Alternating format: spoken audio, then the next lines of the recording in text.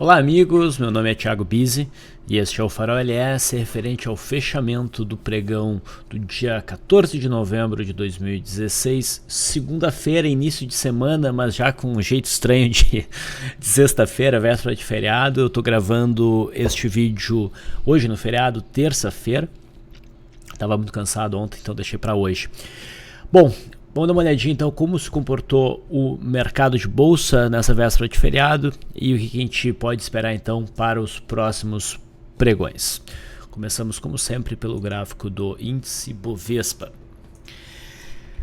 Então nesta segunda-feira o mercado interrompeu, né, a sequência de quedas e nos ofereceu um sinal de possível repique. Tá? Isso veio depois de uma queda de praticamente 10%, né, no índice Bovespa. Isso é bastante, 10% aí em 5 pregões. Tá? Esse sinal de reversão, tá, precisa ser acionado. Eu não considero ele um sinal forte, mas acredito sim, pelo mercado geral aí que eu dei uma olhada, que a gente tem aí um repique nos próximos pregões, mas provavelmente para ser apenas isso, né? Um repique dentro da tendência de baixa que se estabeleceu com esse zigue-zague descendente e que de forma muito importante rompeu a linha de tendência de alta que guiava o nosso mercado desde janeiro. Tá? Então, como eu vim falando nos últimos vídeos, né, nos últimos faróis, a forma como o mercado acabou rompendo este pivô de baixa, né, um rompimento razoavelmente tímido, né, onde o mercado tímido no seguinte sentido, a gente não teve um candle que avançou muito além da cabeça do pivô, né, e isso somado a duas coisas: a mudança abrupta de direção, né, onde o viés altista ainda fica muito presente. Então esse foi o momento do rompimento do pivô. Tem pouca margem abaixo dessa linha vermelha no fechamento, tá? Teve um bom volume? Teve, mas o mercado aqui facilmente poderia voltar para dentro, ok? Estabelecer isso como rompimento falso e voltar no movimento de alta, tá? E isso se tornava mais provável porque a virada foi muito rápida, né?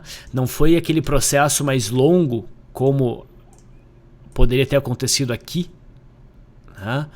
Onde o mercado vai desacelerando e cria todo o cenário para o início de uma nova tendência, né? Com todas as médias virando junto, ou seja, dá tempo do viés altista, dessa inércia altista morrer, né? A gente não teve isso aqui. Então, apesar de a gente ver o pivô de baixa rompido, né, o risco de ser um rompimento falso ainda eu considerava significativo. Tá? E principalmente a volatilidade do mercado aumentou muito, mas muito mesmo, né? Repara o tamanho dos candles que nós temos aqui ao longo do mês de novembro e agora compara com o tamanho dos candles que nós tivemos ao longo do mês de outubro. A volatilidade está umas 3 vezes, 2 vezes e meia o que era antes. Então o risco era bastante elevado para assumir posições vendidas. O ideal era buscar posicionamentos no intradiário e carregar para o gráfico diário se possível. O mercado caiu bem, né? No pregão seguinte a gente teve uma queda aí de mais quase 2.400 pontos, né? E deixou muito claro então a tendência de baixa, mas de novo ficou difícil buscar posicionamentos aí, tá? O filé para posicionamentos na ponta vendedora, provavelmente, a minha expectativa era de que viria depois de um movimento de correção que reaproximasse os preços à cabeça do pivô, né? Se o mercado seguisse em linha reta no movimento de queda e chegasse a essa região aqui, ao fundo de setembro, próximo ali aos 57 mil pontos, daí provavelmente teríamos ótimas oportunidades de compra de retorno à média. Tá? No final das contas, com esse pregão de segunda-feira, o mercado sinaliza que provavelmente não vai chegar nessa região aqui e que vai tentar esse repique em busca da cabeça do pivô. Tá? Aqui surge sim oportunidades para operações contra a tendência no mercado. Tem uma lista enorme, tá? Mas poucos que são realmente consistentes. Tá? Eu não operaria o índice na ponta compradora aqui. Tá? Eu não operaria na ponta compradora aqui, a não ser que eu acho uma boa brecha num intraday e vá carregando. Eu prefiro buscar a operação na ponta compradora aqui pelo intradiário, até achar um bom sinal de venda por volta desta região aqui, para daí pensar em segurar posições. O que não necessariamente, né, nessa primeira parte do farol eu falo muito sobre o índice Bovespa, mas eu não necessariamente tenho que operar o próprio índice, né? Eu posso usar desse cenário de mercado que o Ibovespa nos mostra para identificar bons momentos, né, para operar ações que estejam oferecendo sinais mais consistentes, ok? Mas enfim, se no retorno do mercado na quarta-feira o mercado conseguir produzir a superação dessa máxima, boas chances de a gente ter então um movimento de recuperação, e esse movimento de recuperação provavelmente vai abrir caminho para boas operações short, tá? Para as próximas semanas.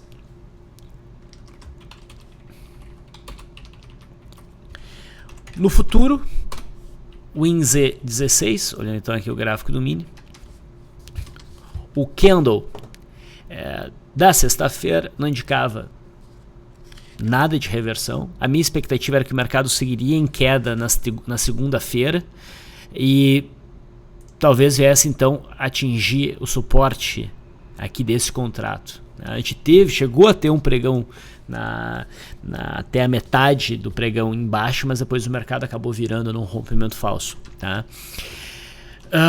Sinaliza então boa possibilidade de um movimento de repique. Não é exatamente a operação contra a tendência que eu faria, mas acredito que a gente vai ter uma recuperação. Vamos olhar o intraday.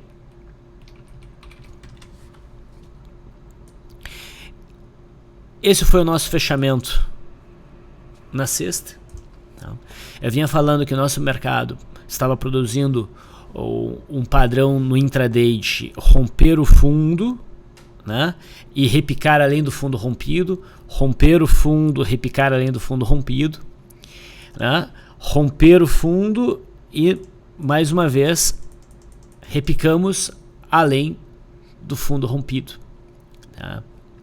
Então essa foi a parte inicial do pregão até meio-dia, uma queda seguido por um movimento de alta que acabou nos mostrando, né, quando o mercado corrigiu com mais força aqui, que este topo agora se transformou numa referência importante de resistência. O mercado rompeu o fundo e aqui, repara só, a gente rompeu o fundo, mas a gente não rompeu o fundo com volume, né? E o candle seguinte foi um engolfo de alta com mais volume, tá? Então, boas chances de ter aqui um rompimento falso. A superação da máxima confirmou. O que a gente espera com rompimento falso? Um movimento na direção oposta, tá? E foi aqui que o nosso mercado fechou. Okay. Fica até a impressão aqui de um alargamento reto. Tá. Mas enfim. Então, para o pregão agora da quarta-feira, a gente ajusta o suporte para cá. E a gente fica muito atento a essa zona aqui de resistência. Principalmente se a gente conseguir encaixar um bom setup intraday de compra acima desse ponto. Daí provavelmente é uma operação bem interessante de ser feita e que provavelmente levará o mercado a uma recuperação próxima aos 62.300 pontos. Tá? Então, esse é meu chute, porque vai acontecer no pregão de quarta-feira, ou a partir do pregão da quarta-feira. Há uma expectativa de recuperação, né, que deve ser vista como oportunidade para abrir posições short. De maneira geral, é claro que tem papéis que já estão num ponto até para se pensar em compra mesmo. Tá? Porém, vamos lembrar, né? A gente teve um pivô de baixa aqui no índice Bovespa, um pivô importante, com muito volume. Isso provavelmente sugere, né? Isso sugere, provavelmente, melhor dizendo, um período de correção desse ciclo de alta que nós tivemos.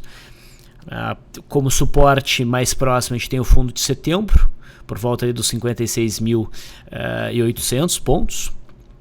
E abaixo desse patamar, abaixo desse patamar a gente vai ter que estudar com um pouco mais de detalhe no momento em que isso vier a acontecer, mas provavelmente os fundos ali de abril, maio e junho, por volta dos 48, 49 mil pontos. Mercado americano. O mercado americano, o índice Dow Jones, rompeu o topo histórico. Isso é uma sinalização altista para um prazo maior. Tá? Afasta temores, né, de um movimento corretivo mais intenso. Tá? O mercado chegou a ameaçar isso aqui, né? A minha expectativa é por correção. O índice Dow Jones subiu muito em pouco tempo e agora provavelmente oferece uma correção para testar o topo de agosto que foi rompido, ou seja, um processo de pullback. Tá? No S&P futuro, que é esse gráfico aqui, o gráfico já atingiu uma zona de resistência, ele não chegou a romper o topo histórico de agosto, tá? Bateu nessa zona de resistência intermediária e está sentindo essa resistência, está produzindo aí uma correção, mas como a gente imaginava, uma correção suave, uma correção fraca, que não deve ter muito tempo de vida, e acredito que logo o S&P suba um pouco mais para testar esse topo histórico. Ok? No dólar, nós vimos um movimento de alta muito forte no dólar. Tá? Eu considero que o alvo para o movimento de alta já foi atingido. Tá? Então a gente está olhando aqui o gráfico ajustado, o gráfico perpétuo do dólar ajustado. Nós vimos esse rompimento, ficou com um jeitão de rompimento falso, e quando o mercado superou essas máximas aqui, minha expectativa era que o mercado viesse buscar o topo aqui de setembro. Isso foi o que aconteceu. O dólar já começa a sinalizar fraqueza, né, uma intenção aí de uma correção. Eu não estou muito corajoso para vender dólar como swing trade. Acho que pode ter belas oportunidades de venda no intraday que podem talvez abrir possibilidade de segurar venda para swing trade. Tá? Mas pelo menos o sinal desta segunda-feira, tá, é melhor para a venda do que o sinal da sexta. Né? O da sexta, o stop era muito caro. Aqui o stop já fica um pouquinho mais palatável, mas ainda considero uma situação um pouco desconfortável. Se a gente olhar o gráfico sem ajustes, tá? O topo de setembro foi rompido e o alvo era a média móvel de 200. Tá? Ela já tinha sido alcançada na sexta-feira. Na segunda-feira o mercado reafirma esta média como resistência e espero que daqui para frente o mercado faça um movimento corretivo em busca do topo anterior. Se a gente for olhar o intraday, o WDOZ16, a gente vê o início de uma contração da volatilidade e logo a gente deve ter um aumento da volatilidade, acredito que para um movimento de queda. Ok? No juro, o contrato mais próximo do tempo, pelo menos um dos mais próximos do tempo, D1F19, está testando aqui uma zona cheia de resistências. Não há ainda um sinal de reversão. A gente teve um na sexta, qual eu não operaria, eu mencionei isso para vocês. Agora o mercado subiu um pouco mais, estressa essa zona aqui, onde a gente tem esses fundos, onde a gente tem esse topo, esse topo, esse topo. Acredito que deste ponto no curto prazo o juro D1F19 não passe, mas falta um sinal de reversão. O D1F25 também reafirmou essa resistência, subiu um pouquinho mais, testa a resistência aqui dos 12.600, talvez suba um pouquinho mais para testar melhor e formar um sinal de reversão, mas a minha expectativa é que essa região seja respeitada pelo menos no curto prazo.